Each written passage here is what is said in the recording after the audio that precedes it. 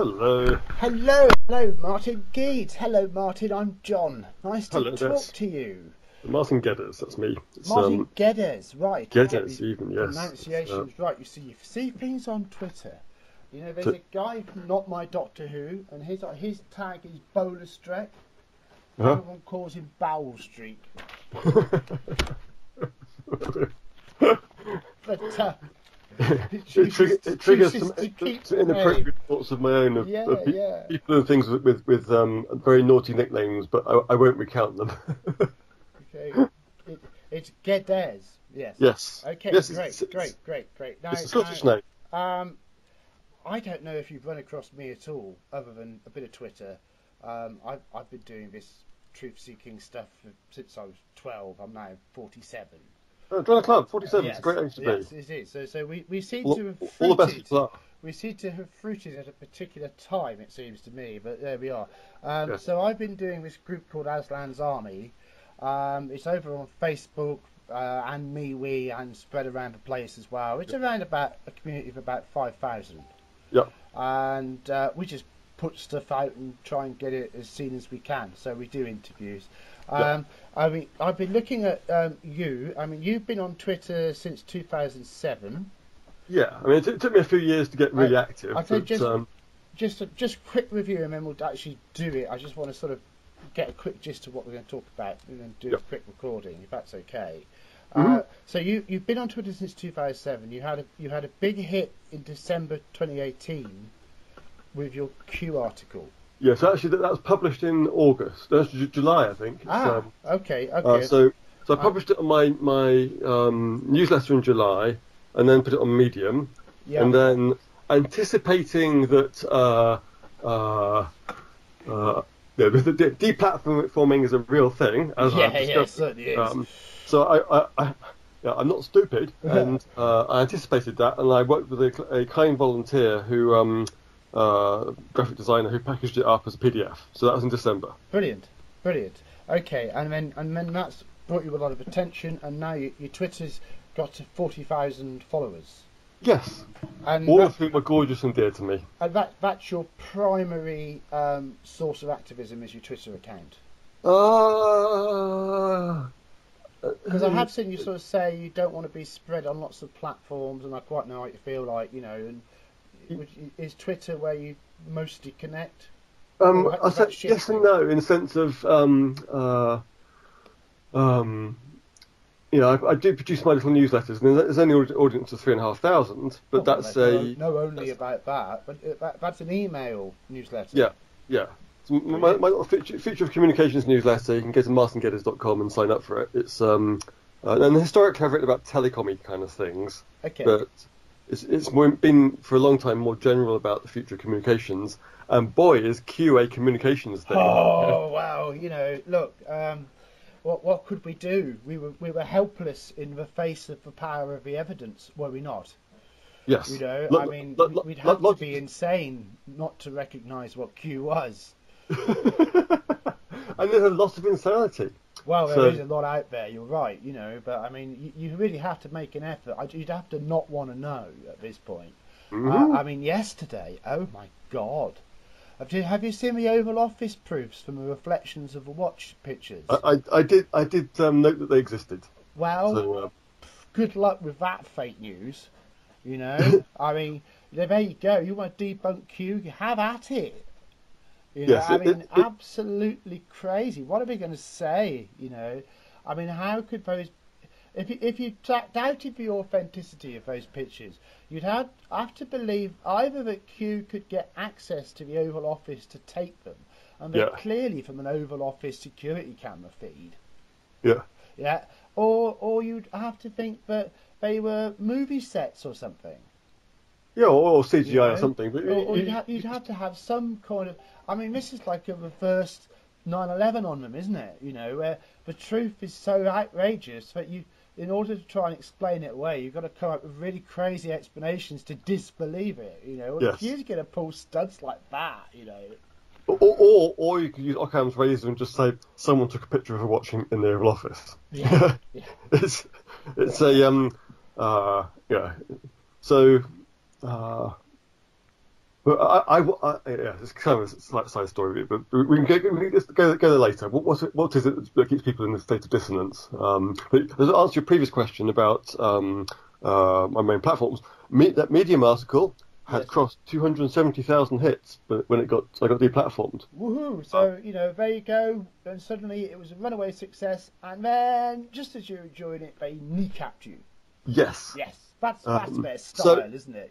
So, and Medium is a social network of a kind. So your question is, is Twitter my primary one? Well, it's the one I put the most effort into, but the one that had the impact was Medium. Yes. So you never quite know what's going to go boom, do you? No. I've been messing about on Patreon.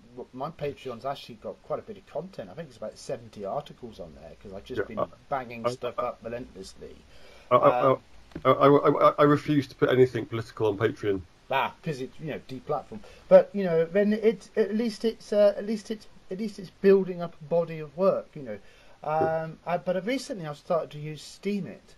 And a chap called Brian of London recommended it to me. And the key feature of Steam It is that the very words themselves are encoded into blockchain. Yeah. So it's impossible to delete. Yes. And I rather like that. I like it. I like it too. And until there's an audience shift. Yes. I'm already overextended, and therefore. I completely understand. I mean, we're doing our best, aren't we? I do empathise with you a very great deal, and I also feel I need to express here the members of my group, Aslan's Army. They have a tremendous respect for you. Really? Yes, they do. They talk about you. They follow you in the various levels. You've earned people's respect, and obviously I've been following Q. I've got to know quite a few of your nons. On some level, I've done interviews with Dustin Nemos and Nick Reeder and people like that. So I'm sort of expanding the reach of what I'm doing. But your approach really impresses me because you don't have you have the control of your emotionalism. Yes. And but I've sought to do in my own work, so it's like I'm looking at somebody doing it well, and so respect. Yes, I think you deserve that. So there you go. Perfect. I have my moments, but it's Well, so do we all, and also your photography, because I do follow your Twitter. I have seen your samples of your photography that you tweeted from time to time, and it is breathtaking. I don't know how you get that eye, or what trickery with lenses, or whatever you're doing, but I absolutely love it. So respect to you as an artist on that level as well. It's very simple. Is it pretty? Then point the camera at it. Well, do the simple thing, get excellent results. I'm all for it. Something that I've seen in your recent comments, maybe over the past week or so, is you've been talking about responsibility, leadership. It may be in a tone of a bit of sort of having to shoulder a burden and get the energy and get the focus and get at it. How are you feeling at the moment? In general. Generally okay. It's like it was until the Mueller thing came out. It was really grinding on me. It's like I am very extended here, and it's like I feel like I'm a support pillar of a edifice of truth, and there's thousands of tons going through me. It's like this is a lot to carry. And particularly as other people are standing around you saying, "Well, you bent over double," because you're not fucking carrying anything. It's like you lazy idiot. It's when life is not perfect, is it? And sometimes with a campaign you have to get behind it, and you have to go on the faith that what you're going to need to deliver is going to follow along, because you haven't got the luxury of waiting for the delivery before you dare take a risk. Yep. I completely relate to that. And if there's time to do it, then this is it, right? It's like if you've got an ounce of intelligence and and integrity between your head, between your ears, it's like then you can know that these wars were sold to you on a false pretext. There's a bunch of false flags that have happened. There's all kinds of shit happening in the world that's readily explainable by the conspiracy theory. And if it's a reasonable presumption there are good people in the world, and honourable people, honest people, and they appear to be acting. Yeah, and if you don't step up now, then, well, yeah, I don't want to be on the roll call of cowards. Yeah. Well, I mean, here we are on Brexit Day. Yeah. So this is not a day for cowardice at all. I'm cooking something up that you don't even know about, and I'm not going to talk about it here. But I mean, it's continually moving forward, isn't it? The frontier of the battle. And this is not some right wing or whatever thing. So I've never voted for a right of centre party. Right? It's I am an urban gay male. It's like and kind of a bit of a softie, except in the intellectual where I just don't tolerate any stupidity. Yes. And it's mathematics all the way, really. Self-centered with a razor-sharp sword of truth. Yeah, it's like it's. On guard, point. Kind of, yeah. I've got a kind heart, but it's if the information doesn't fit, it doesn't fit. I'd rather deal with the reality. It's the break. Yeah, so it's actually, and this is just shocked many people. So I signed up for the Labour Party and Jeremy Corbyn because he was the only person who had voted against all these wars. I thought you can't condemn the system without having ever tried it.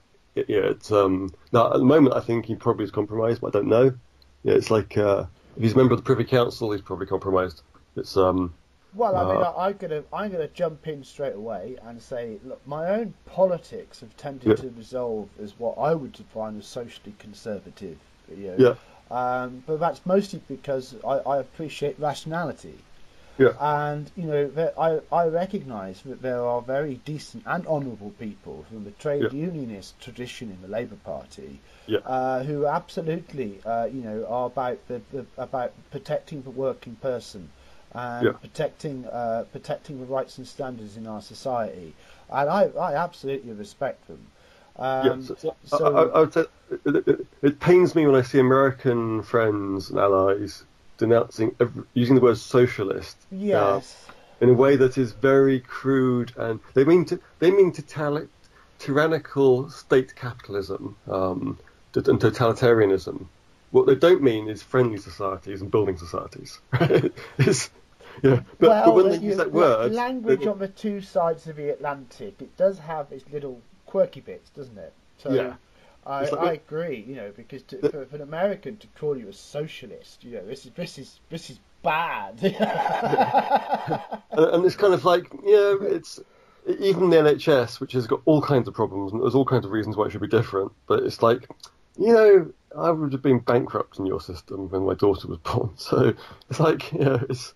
Well, it isn't the truth that in a modern technological society, concepts such as the basic income scheme are absolutely viable, and that there is no rational reason whatsoever why any human being on the planet should not have the fundamentals of their Maslow's pyramid met as a matter of course. That is, their immediate need for physical safety, so that they can develop emotional safety, so that they can develop themselves into worthwhile and productive members of society. Because when you don't have the basics right, then your life is not going to work, and then the wreckage turns into crime and other social disorders on an epidemic scale. So left and right needs to shut up and look at the humanity. Yes. From there, we can decide whether we would like a little bit more state interference or a little bit less. And if some areas of the world develop into rabid free market libertarian free trade zones, while others prefer to be control planned societies, so what? Here's a passport. I mean, that's kind of my vision for, because I'm looking at mega, beyond MAGA, and even beyond QAnon, make everything great again, make Earth great again. Trying to get the big mission done. I mean, talking about the big mission, are you a spiritual experience kind of guy? Maybe you are, and that's not something you include in your activism. I don't know enough, so there's an open question. I feel like I'm 47 and I'm a learner. Yeah, it's like I'm still figuring out. How do I put it? I've realised that the scientific materialist paradigm has a lot of explaining to do. Yeah, it does a bit. Notably, the absence of the scientist being accounted for in scientism. It's like, you've got a problem, haven't you? The conscious scientist isn't in your model. And you have to make an a priori assumption that the scientists themselves are all entirely materialist phenomena within your physics, and there is no metaphysics that matters. Interesting. I love science myself. I mean, I do. I admit it. I'm a geek. I love a bit of science. Or give me into solar system exploration. Let's get out to that asteroid belt. Let's get doing interesting things. Let's get some big solar collectors wirelessly transmitting electricity down here. Let's get moving, people. I'm all into it. I love it. But a combination of life experiences and interesting people and psychedelic substances have reprogrammed me to be a bit more humble and say, some of these other people who are reporting different perspectives on the nature of being, they might be worth listening to, because the scientists haven't got this worked out. And it's like, so my rabid scientism from my 20s and 30s is a kind of reaction to Jehovah's Witnessy stuff in my childhood. Anyone would react to that. Oh my God! Yeah. So it's I'm a spiritual person, not a theist, but not an atheist, probably an agnostic looking for Gnosticism. It's I don't know, and I'm curious about many different beliefs and ideas about how our being is, how humans are being. That's very interesting. I mean, I would define myself as a Gnostic trying to explain my Gnostic knowledge, which isn't easy, because what you've got, you only got words, and they have their limitations. Yeah. So we're all chipping away at the same rock, aren't we? As long as I got some comforting chocolate to have occasionally, and on the journey, I'll be fine. I'm okay with not knowing. Well, I want to say thank you very much for the opportunity of your time. I'm conscious that you don't have too much of it, so yes. I've got a call at 3 o'clock. Have you got a particular message that you would like to get out to people at the moment?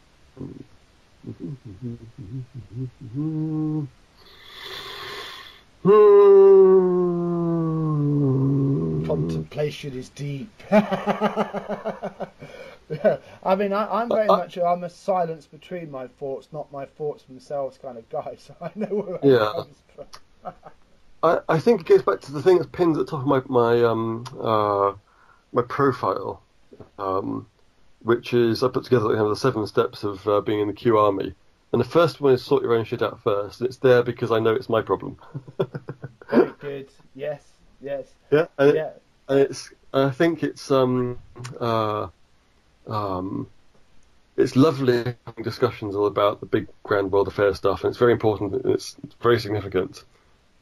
And you can only go out on your quests to save the world after you've done a bit of saving yourself. Absolutely. Our work at Aslan's Army is built entirely on that. I mean, our motto, how we've gone forward, is that we only do things if they align with our values. Yeah. If it takes you outside of what your values are, you're going in the wrong direction. If your mind and your intuition and your creativity are expressing your values, you're going in a good direction. So keep going that way. My photos are consciously part of. I am doing it because I enjoy photography and I enjoy it as a kind of stress relief and mental health, but I'm also doing it as a one-man psyop to emit high value. How does it go? Art tells lies to show the truth. The state tells lies to hide the truth. Aha. Oh, interesting. I mean, that's the essence of the subversiveness of the image, isn't it? You know, which yes. In England especially, when you consider some of the times that our ancestors lived through, you know, and the need to be able to tell a subversive, witty poem or whatever you could try to get away with without getting your toes crushed by some offended lord. You know, we lived through, there were nightmare times in the past. That have built the opportunity for the world awakening that we now have. So I like treading the fine line between deviant and devious. So I like to send out deviant arts, but not devious. I like that. Yeah, that you could have a lot of wiggle room between those two concepts. The devious is manipulative, and deviant is wayward. You don't want to go too far either way, but a bit is a little nice tickle. Yeah, I get where you're coming from. Yes. It does amuse me I have so many Christian conservative followers. Well, you know, I mean, just because you stick to the rules, you know, to keep your own soul on the straight and narrow, doesn't mean you can't appreciate, you know, somebody else's craziness, I suppose. You know, and there are times that people need a bit of inspiration, and that's what creative people bring to society. So you know, we've got to stand up for creativity, and you know, I'm full of respect for you, and I do, whether you feel that or not, a lot of people do see a profound spiritual energy in your work. Yeah. And I suppose that's about the beauty of truth. I suffered a lot. Well, that's always helps to get the truth. That always helps to be truthful. Mm-hmm. Yes. I had to have it beaten into me a bit. Life's like that, you know. I mean, what would we be like? What are we like when we just take it all for granted? You know, good to have the toys taken away, to have to work for them, and maybe that's what Brexit's about. Yeah. You know, do we really want to be a strong, independent people? Would we rather submit to the globalist comfortableness? Mm-hmm. But of course, you know, they haven't managed to keep it comfortable enough, have they? So the silly dunderheads have fluffed it. Yes. And you know, what's coming with Spygate? Oh my God, Vice at D class.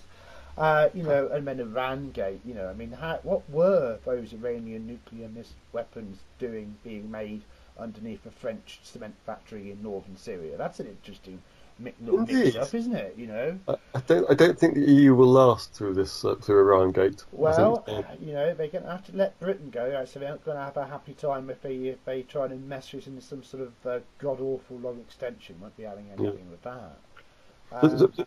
And keep an eye on the time, because I need 5-10 minutes to have a drink after this podcast. Well, and let's just wrap it. I really appreciate, because it's been very busy. I wanted to grab you because what you said was also, you said about just a quick. Okay, are we recording at the moment or not yet? We are, yeah.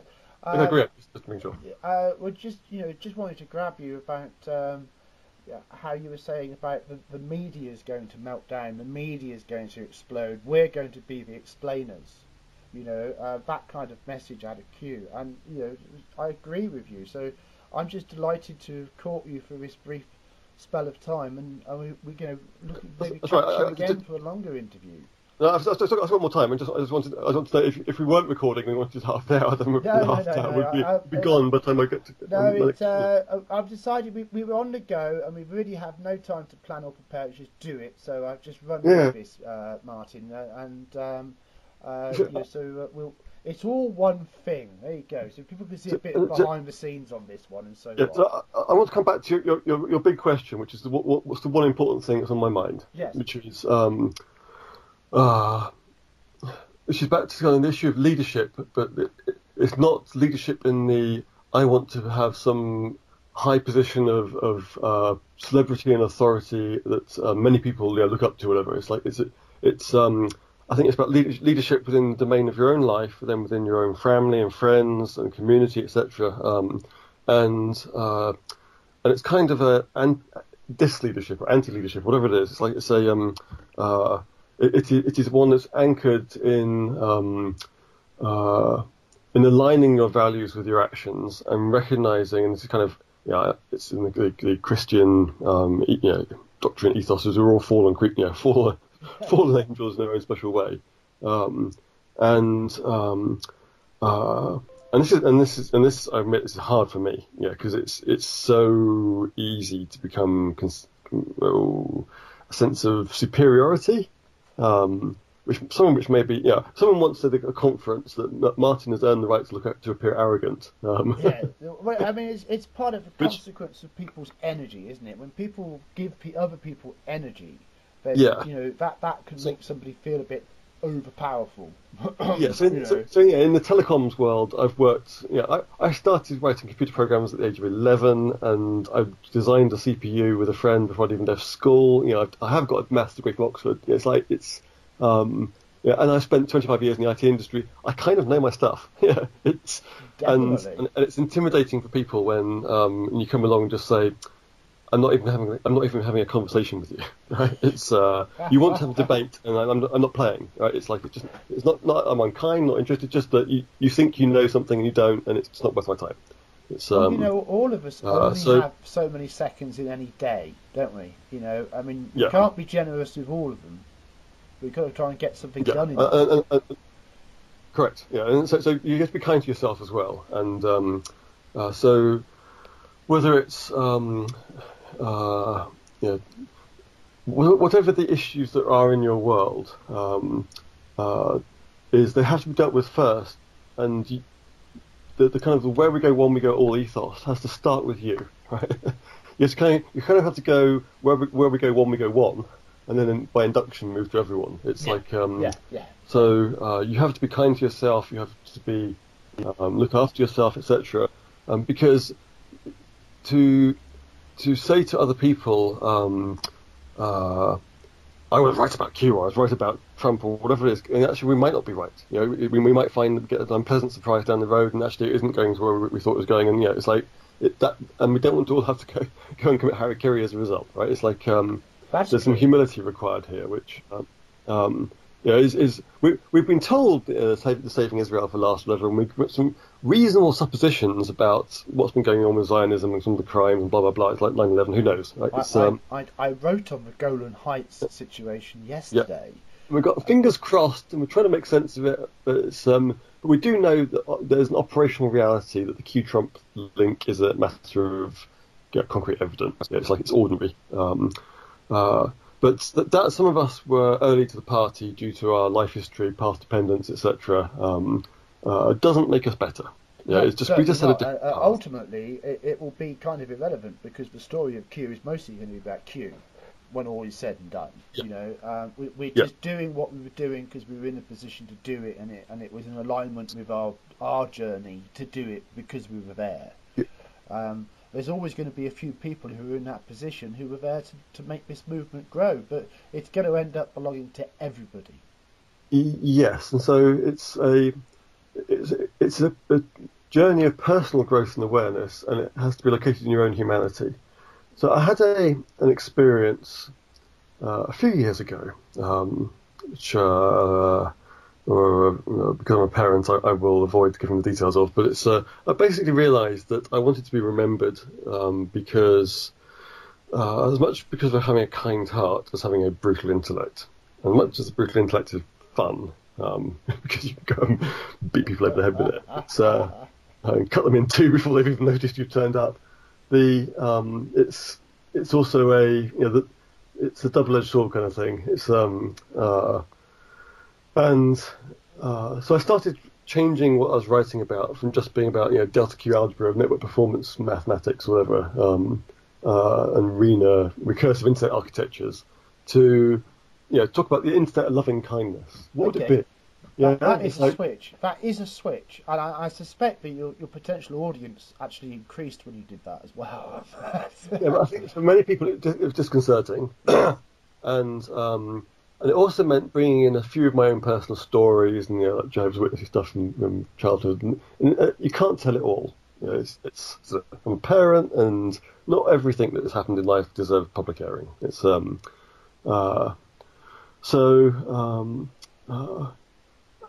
but I've increasingly I've allowed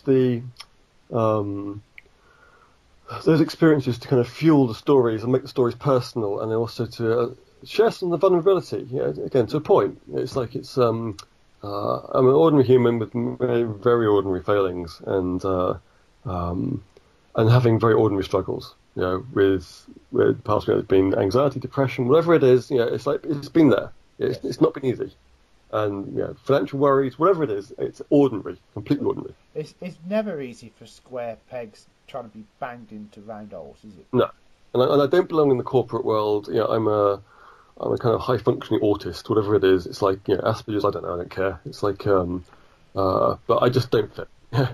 Well, whatever it is, it's your life, and you've got to live with it. So that's your number one mission, and obviously you have seized that. And in a sense, it's kind of it's kind of a disability at some level. Yeah. You know, it's like I'm really, really, really good at pulling apart complex information landscapes and seeing what fits and what doesn't.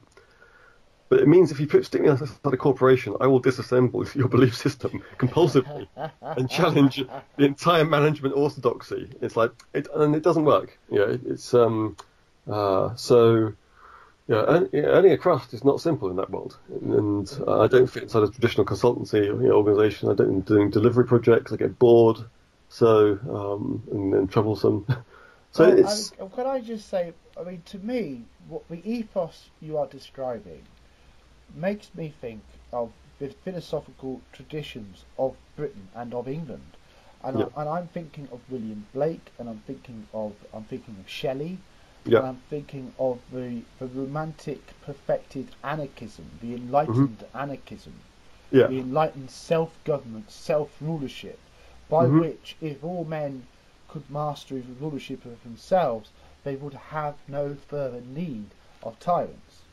Yes. And it's very much the same Enlightenment aspiration coming from QAnon, and I feel I identify a certain, well, I don't quite know what the precise definition should be, but a certain Atlantean Freemasonry in the aspirations of Q, reflecting the aspirations of the founders, and also the dreams of the New World of thinkers like Francis Bacon back in the Elizabethan era. So it's fascinating how, beyond the somewhat mechanistic, plastic and artificial structure of a modern consumer television orientated society, there are these undercurrents coming to the surface in these times. And I do believe that whether it is simply a product of the mass human zeitgeist, or whether it is some deeper spirit moving underneath, the Great Awakening is a singularity of understanding, and it's going to transform our lives, our world, as if it was a nuclear bomb. It's up to us to master its energies, and in that situation we need to be the masters of ourselves to master the new reality. You can kind of maybe see it as a parallel of the Industrial Revolution, maybe as but a sort of psychodynamic version. I don't know. It's like you go from agrarian to a manufacturing-based society. It's maybe the transformations are from primary industry to secondary industry to tertiary industry and service-based economy, and now it's kind of quaternary. I don't know what it is. Yeah, well, I'm losing track of what the heck to call it too. You know, technocracy. I mean, it's just exploding, isn't it? You know, it's beyond. It's overcoming technology as being the how do you put it? The problem with technology is technologos, right? It's clues in the name. It's and the ethos and the pathos and the kairos and the topos. There's a wider world. Yeah. And we've got very, very top-heavy in logic and logos, and I realised this doing my degree in basically maths computer science. It's like I've been taught how to formally prove that a program met its specifications and to do logic very, very well. What I hadn't been taught, and the nature of the the specification languages we're dealing with had no place for the human and the ethos, and what is the power structure and the roles here, and how does it impact them? And it's like, which was fine as long as all you're doing was sorting algorithms. But the moment you start to process intimate biosense data, voice being one example, yes. It's a different paradigm. Yes, and it is. Yes. Yeah, a wearable watch is not the same as a mainframe. It isn't just a shrunk down mainframe. It's a fundamentally different thing. So the levels of complexity alter the potential of a technology. So it's the difference between a stone wheel and an aeroplane, isn't it? Yes. In a sense.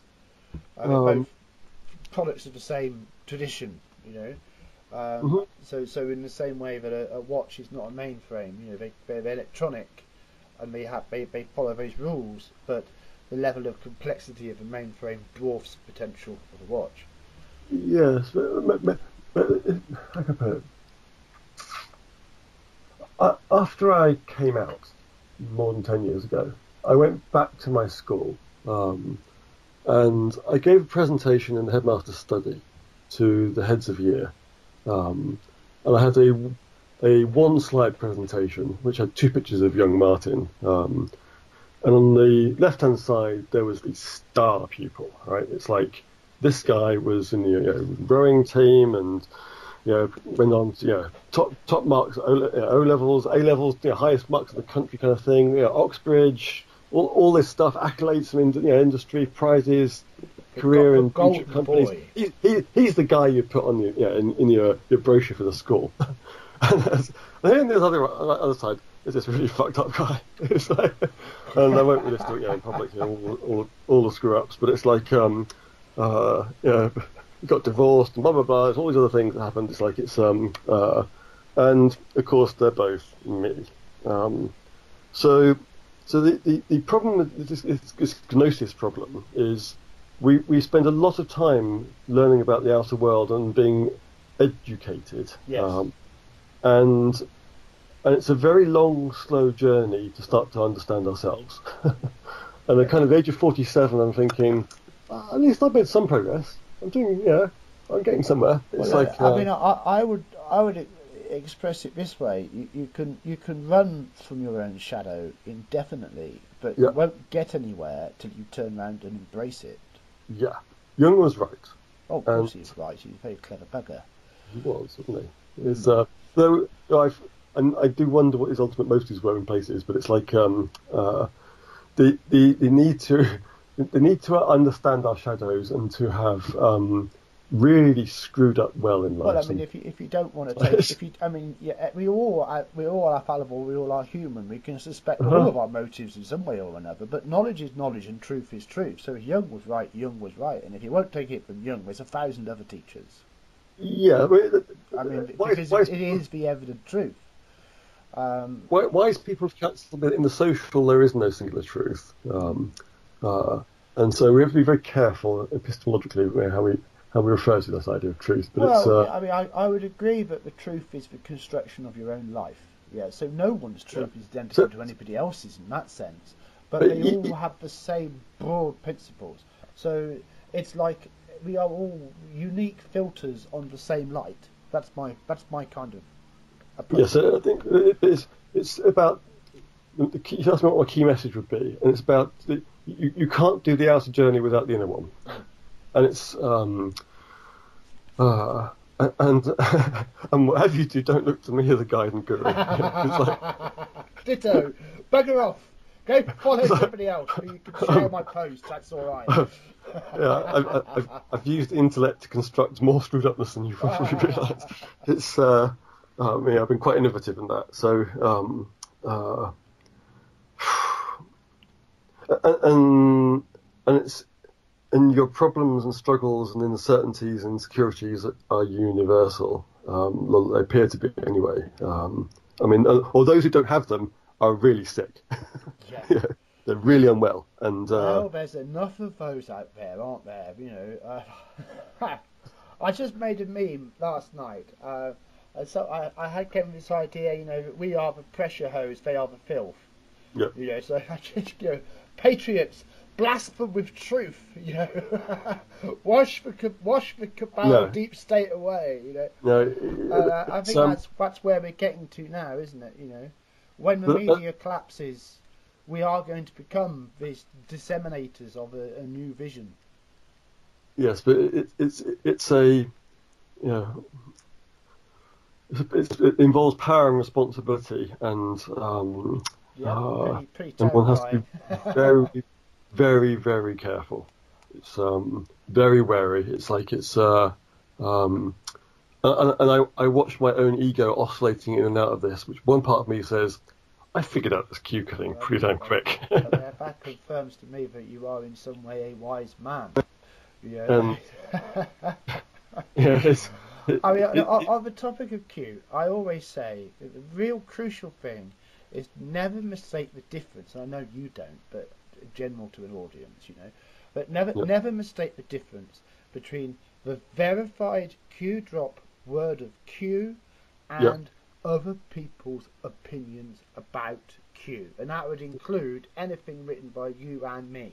Correct. Yeah. It's, so the operational semantics of Q is the denoted drops, right? Yes. The drop is the drop. Right. So there's the denotational semantics, which is the actual drops. That's what Q has written, right? Which is an operational fact. From that we are able to operationally infer a relationship between Q and Trump. Yeah, it's like which is based. I mean, you know, it's just ridiculous. Which is based. What's the Q delta at now? Plus 20? Jesus. I mean, it's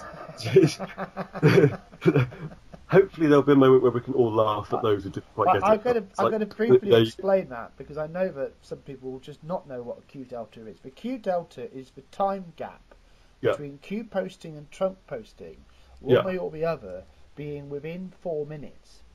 Or 1 minute. But within 1 minute. No, there's two versions, aren't there? There's a long. Well, I don't know. It's just there's charts.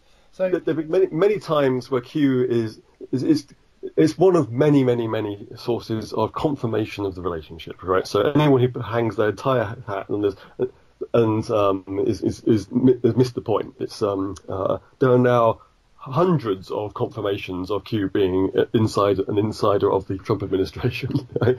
Of many different kinds. It's like each one of which is plausibly deniable, but collectively they're beyond compelling. It's I'm developing a Q theory here that seems to be getting borne out as the days unfold. I'm discovering more and more that if I retweet or reshare my posts from 1 year ago, I'm actually posting about this week. Yes. I don't know if you've noticed that, but it's getting silly. This is a military plan that's been planned out a long time in advance, and I suppose how can I put it without appearing really self-important? Once people see what Q is, you know, it's then on them. You know, once the D class drops, it's on you, people. You know, this is here you are. This is as verified as any information ever gets on this planet. Yeah, you know, it's from beyond national security firewalls, and it's been declassified for you to look at it. So, what the hell? I've spent a number of years working on bleeding edge stuff and pulling apart other people's belief systems. Many of those people are people who are very senior positions and professors and lauded academics and writers. Saying, I'm not stupid. It's like those reinforced, barricaded academic towers, eh? I can see why you were tempted to trebuchet them. And I was taught at an early age by my dear friends at Jehovah's Witnesses to just because everyone around you is totally in agreement that this is how the world is, and they're all lovely people, and that this is the one and only authentic truth, doesn't mean jack. It means nothing. Right? You have to think for yourself, right? From the beginning, and you have to be willing to disassemble the entire edifice philosophically and look at every little piece, turn it upside down, inside out, polish it, clean off some muck, put it back together again, and see if it fits. It's like, and I've been working with people just, it sounds arrogant, but basically genius level for a long time. So I know from my childhood even, my best mate from school got the top first in maths at Oxford. It's like, and I know where the kind of the end of the curve lies. Yeah. And so I know that I'm not quite at it, but I know that I'm pretty close. And it's, and so I don't feel intimidated. And so when the Q stuff comes along, it's like, okay, this is just another logic puzzle to be figured out, and another belief system be disassembled, examined, look for consistency, noting that it's a information war and a disinformation, and I'm also fallible. Okay. Yeah. So I have a rational and logical approach. I'm following that step by step. Pure rationality, yes. Right? It's not. It's you have to leave the emotion at the door. It's and I've got a track record of being reasonably good at that. So, and I felt, okay, I've disassembled this, I've looked at it, it stands with scrutiny, I have to tell people. Because to not tell them would be a lie by omission. It's, and therefore it's necessary to put myself out there and on the line. It's got, so it is. And so the time between about, I don't know, probably about it was December of 2017 where I first tweeted about Q. I mean, I've been following Q intensively from the beginning, but it's like between then and the Mueller stuff coming out a week and a two ago, it's. Well, that's been one arc, hasn't it? Really, miserable, I think, is the word I would use. Miserable, yeah. It's a long road, I mean, I love a good trash like myself, sing a cheerful song and you go along, I mean, incredible and wonderful at one level, but utterly miserable at another. Yeah. It's like you've got old friends, good people and very smart people in the bookish sense, but maybe not necessarily as street smart as they think they are, unable to go through the most basic logical evaluation of is this are Q and Trump related, and they veer off in 100 directions and won't actually answer the question, right? Because they know, I think deep down, that if they know that to answer it is to commit to it. It means that everything you've believed from MSNBC is bullshit. And they are running from their shadow, not confronting it. Yes. There you go. Yes. Right, there it is. There it is, in a nutshell, isn't it? I mean, it fascinates me because I mean, I'm not. I wouldn't say I was a stupid man. I'm not stupid enough to think that I'm the cleverest person around. Right. So I relate to what you say. That you've worked with quite elite minds for quite an intense period of time, and not many people can say that because that's just not how life is. I also know I'm a clever fool. I've done really stupid things, right? So it's a and so the cleverness is not the helpful thing. Well, cleverness can help you be stupid in more complicated ways. Absolutely. I know people can whip my ass at the whole math stuff and the playing chess, whatever it is. It's like, I'm not very good at that. It's like, but I have done, so going through the trauma of coming out, divorce, all kinds of stuff, break up business relationships, all kinds of stuff like 10 years ago. Lots of work on myself. It's like you have to reconstruct and go back to the foundations. So the foundations are cracked. It's like deal with the fact that I'm in a sort of psychotic state. I don't know who I am, and rebuild and reconstruct, and then things fall off and fall over, and more renovation required. More so glue, more glue. I've kind of had the psychic builders in for like 10 years, and it's like but now. Now things are looking, I've underpinned everything and got all the extra beams in, so it's all, the house isn't leaning anymore, and the rot's been taken out, and the leaks have all been filled, and the roof has been insulated, and it's like, okay, I'm in a reasonably good state now. I've met and interacted with so many people, especially in the last 12 months, who could tell some version of that exact story. Yeah. You know, and we're all working in different ways and different levels, but it's all one big effort at the end of the day, and it's much bigger than all of us. Mega is bigger than humanity, is as big as humanity itself. Yeah. It's an absolute privilege to get insight into your mind, and I appreciate your candour and talking to us. So you know, I want to express that. I'm looking at the time. I'm thinking, let's call this an interview. Yeah, I could do with going off and having my my afternoon hot chocolate or coffee or whatever, and getting ready for my next call in 15 minutes. Well, that's very reasonable, isn't it? So, and a digestive biscuit. But remember, folks, chocolate is good for you.